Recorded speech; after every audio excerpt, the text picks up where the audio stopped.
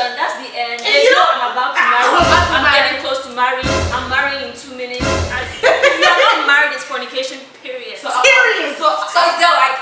Okay, go ahead. At what point is it now called marriage? Glory, may the sea God. All things working together so we not deceive flaws. From the knowledge of grace, success is written all over my face. That's why anything that I lay my hands and toss to God.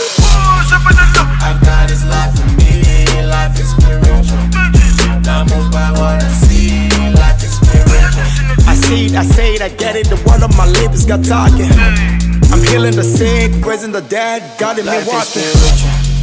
Life is spiritual. I thought about that before because I remember I listened to a message and it said that there's a legal aspect which was not the case before the society brought it into come and sign papers at the court. Yeah. But God, the marriage, what we call consummation of marriage, there was you have the ceremonies, people had to get married, but it was the sharing of the bed. It was that consummate to the marriage. However, it doesn't mean that you don't think it's I said I consummate the marriage. I need to catch what you just said again. Repeat it. I said before there was a system because the marriage we see today is not.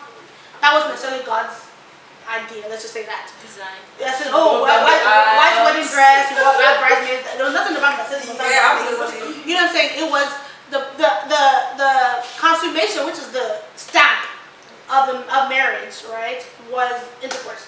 So you're saying that you're not married until you have intercourse? Because from what I understand, marriage is legal. And so the moment you sign the papers, you're married. You're married in America. Yeah, exactly. Like, you know, where was it? There was no courthouse. I mean, you have to remember that marriage was not like God didn't say like, oh, this is a system to get married in. Yeah.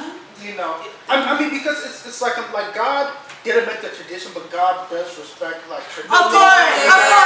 Yes. And also, that's what we're saying. I'm just saying. I'm just talking from the business. and also it's all about your heart, Yeah. because you can have like 2 16-year-olds, having intercourse with each other. It's like, now we're married because we did this. 16-year-olds, 17-year-olds, like no, because then there's nobody a loophole like, whoever's my first and I'm married to each other, technically there's nothing wrong with it. Because God definitely respects like the legal aspect of you going to sign. I think she was just talking. She said, at what point do people actually become married? This is the way I see it, right? Right now we're not in Abraham's time. So there's an answer for now, and the answer for now is what you should go by. You should not be thinking of course. back then. You are not getting married back then, you're getting married now. As long as you have not signed the paper, you are not married. Simple and short. Okay, but what about in a society where there are no papers to sign? Yeah, right. So like these like other like. If you live in a society where there are no papers to sign, send me a message.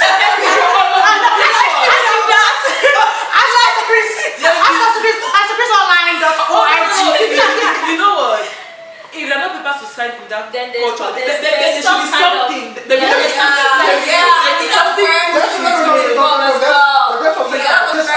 To me, it's all about your heart. You know? Because like if 2 people agree, you may have the right intention, but you see that's why intentions never legal. Like this is what the Bible was based on. So you say, oh, my heart was in it. In my heart we were married. In my heart, okay, and like it's like how we talk about like power of the mind, like the way that the heart and the mind could be interchanged. I'm using it in that context, And the mind still needs to be renewed. I know too, but like if 2 people come together with intentions that they want to spend the rest of their life together, and in their heart they have confirmed it and found. So are you saying that it's okay? Oh no! I'm saying that would that not constitute as a marriage? No, I personally, I feel like unless you truly have a society where there's no thing where they have said this is how you get married. I mean, because like unless you have a legitimate reason to say the courts is not my standard of being married. Like unless because it's something called common marriage, right? Like I have for 20 years, even that's still cohabitation. Really? Yes. It's 4 or 5 years. I mean, like the traditional marriage to give the wine and all that. Most of it ended there. But you see, some people once you got the traditional marriage, you're The married. traditional The white one marriage is just a ceremony. No, I mean, but like even with common law marriage, and as two people agreeing to stay together for a certain amount of time, and then because of that, they have now been deemed to be a married couple because they agreed on something. They didn't have to sign it into law, but because they agreed, okay, we're going to live together and cohabit with each other, they're now married. So for your own definition of marriage, that when a man and woman become married, is when they have come together to agree that they want to. After all, how can two people walk together if not in agreement? It doesn't have to be at the courthouse. The sign of Okay. That's a question. Well, maybe number 11. Oh, okay. I don't want to talk about this topic anymore. But is there such a thing as a season of singleness that God has put us in? From where? Oh my goodness. Chapter 1 verse 1. Season of singleness. No, honestly, there's a lot of people that will preach, like their whole ministry is centered on what to do in the waiting. Enjoy your season of singleness. God has you in the waiting for a purpose. I'm just thinking to myself, like, is that actually a thing? Like, is there really a season that you're meant to be single? Nah. What you're meant to be single. Like, God has you in this place of waiting. Like, some people say the season of singleness to develop you for marriage. You're being reckoned. You're being, I want to harvest you. You're being prepared. Oh my gosh. I mean, personally, I don't think there can be a season of singleness because, again, you can be single forever. Some people receive singleness is the entire life. I mean, no, because no, when the Bible says, you have to get married, you have to have a partner. I mean, you look at Paul, you look at some of those people. Jesus. Jesus. Jesus was different because he couldn't be married. Because if he was married, the one he came on earth to do would have been void. Yeah, because I didn't understand what you said. let's not get into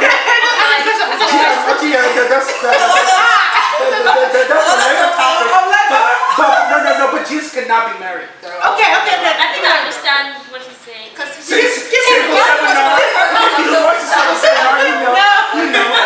moving. But yeah, I mean, because being single, again, is completely up to you. Because there is no quota like, at this time you have to get married. Your season of singleness can be from the time that you're 13 to the time that you're 40.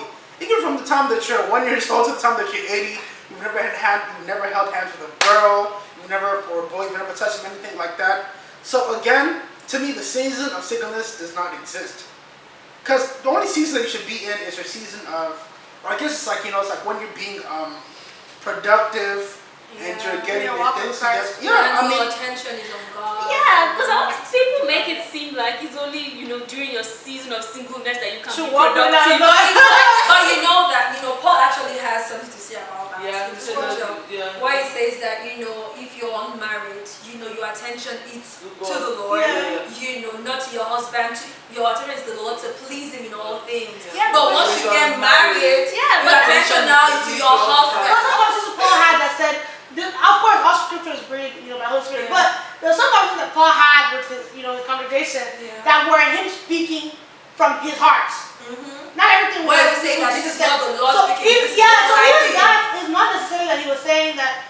I don't want to say not necessarily that's it, but it's also observation-wise that because it's the truth. But not necessarily that God said that in your season of singleness, then you focus. And when you get married, God says focus on your husband. Like it's just it's an observation that Paul made. And he said, that's why I don't want to get married. Well, if you really can't hold yourself, then go ahead. So so anyway, I'll say this. I feel like as Christians, especially as young Christians, we have to stop letting relationships get us too excited. Like that's literally probably I want to say of course I want to say marriage is a huge deal. I've been taught it's the second most important decision you're gonna make in your life. What's number one? Just salvation. I didn't remember my order. But I feel like this whole season of singleness has stemmed from the conversation that everybody wants to just the only thing that really gets I've had literally programs where you talk let's talk about grace. Let's talk about charity or love. Relationship goals. Everybody come out. Let's talk about relationship. We just have to that's not what all life is about. Yeah, if you're single, it's not a diagnosis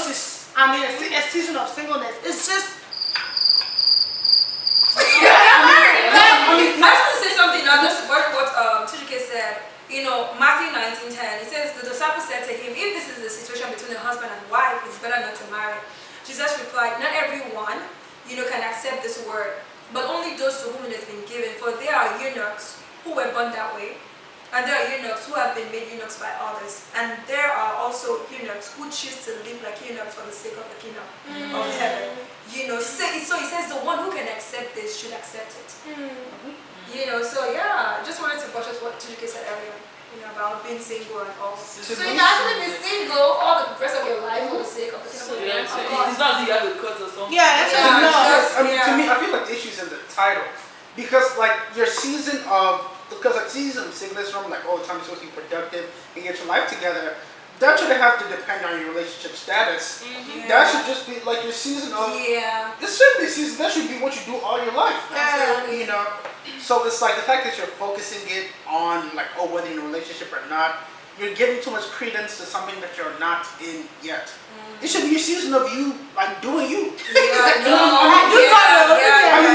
I'm saying because as a Christian, when you do you, like it should be to glorify and honor God. So what if you do as a Christian, you doing you in your season of doing you is good. My turn. Number 4. Number 4. Okay. Have you ever doubted your faith? And how do you get over like doubts when it comes to Christianity or God? I think Benji should start. Oh, really? Vince Mama. This one is not difficult to connect. Just to clarify on the question. When they say, have you ever doubted your faith, is it like your belief, your born against status? Okay, I thought it was the other thing. Oh, is it no, born against status? No, not necessarily your status of being born again. When I say, have you ever doubted your faith? I mean, Christianity, like, not sure, does this thing really work? Or is this thing, I don't say it's God real, but... I mean, okay, so it's like whenever you've been like down a bit or like you fell down a bit, it's like, dang, like is God like really gonna come through this time? Like those kind of doubts. Where is God type stuff? Yeah, exactly. First and foremost, when you have that kind of, when you have those kind of thoughts, I want you to identify something. That's what Apostle Paul calls a fairy dust of the enemy. And that just means you need to up your game. You need to up your game on your shield of faith. You need it. Because that's the only thing he can use to bring you down. When he sends those thoughts, does God really answer? I tell you, God answered. In fact, he answered you in the temptations. You have to talk back to him. You have to talk back to him. There are moments like that, you get those thoughts coming. Does God really see me? Yes, he sees me. He made me. That's why I'm like this. And Find me like this. Wow. Something Benji said, which is very, very important. She said, talk back. Sometimes people try to cancel thoughts with thoughts. Like, don't you just kind of shake your head. You have to speak to it. Yeah. That's so profound.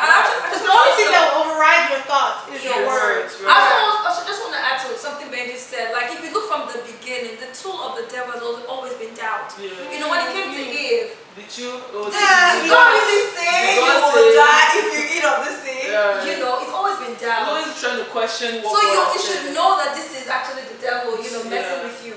I also want to put out there, because the Bible says it says fiery darts, right? Yeah. The difference between a dart and a fiery dart is like if a dart hits you, let's call it an arrow, right? Like you get hit with an arrow. I know it. I got it. If it's a fiery dart, this thing will start here and it will spread.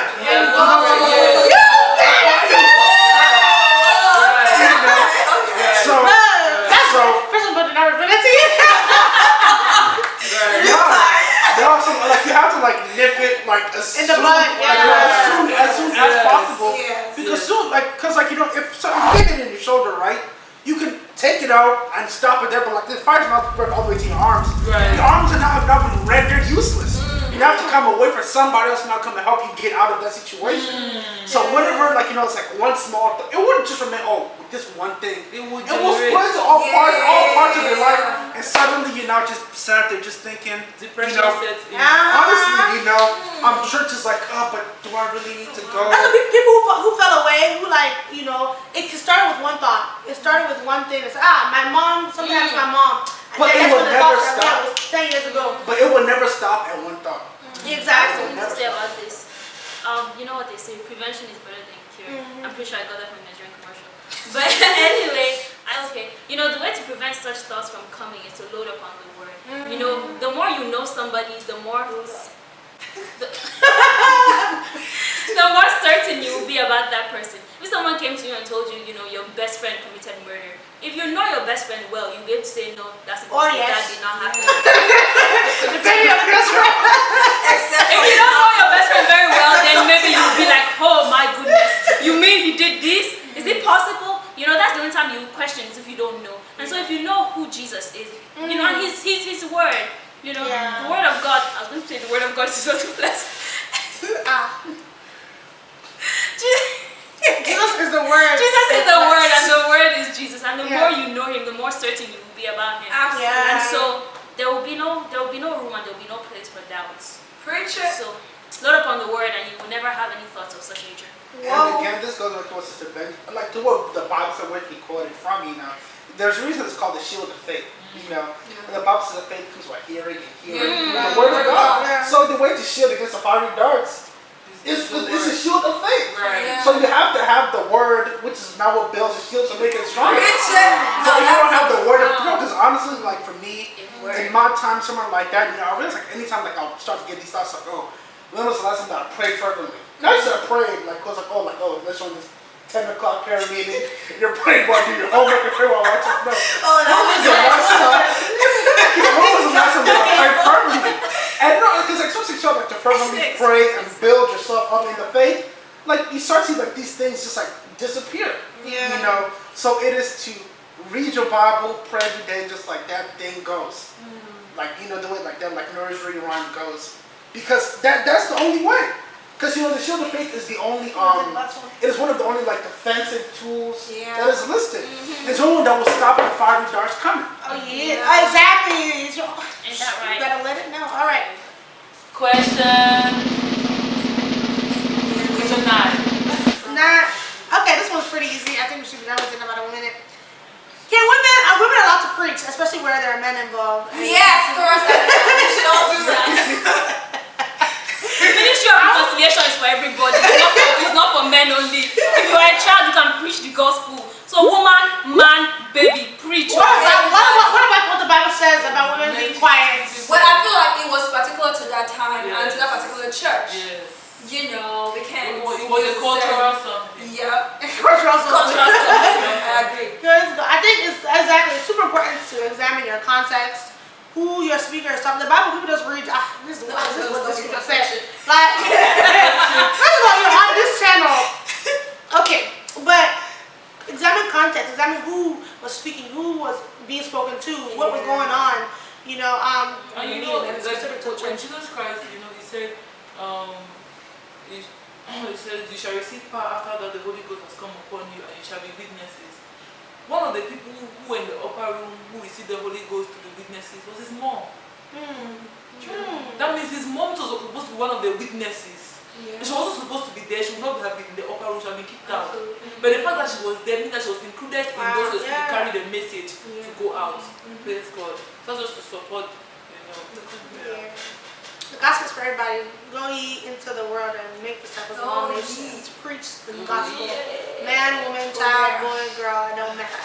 Thank you all so much. Yep. Being on set Glory to God. It's been an exciting time. And yeah, thank you all so much. I hope y'all have been inspired. I hope y'all have been blessed. And I hope like there is some things cleared up. Let me know if y'all have any questions. I'll leave all the information in the description box. And make sure you subscribe. Hit the bell. I like to step in the place just like my God does.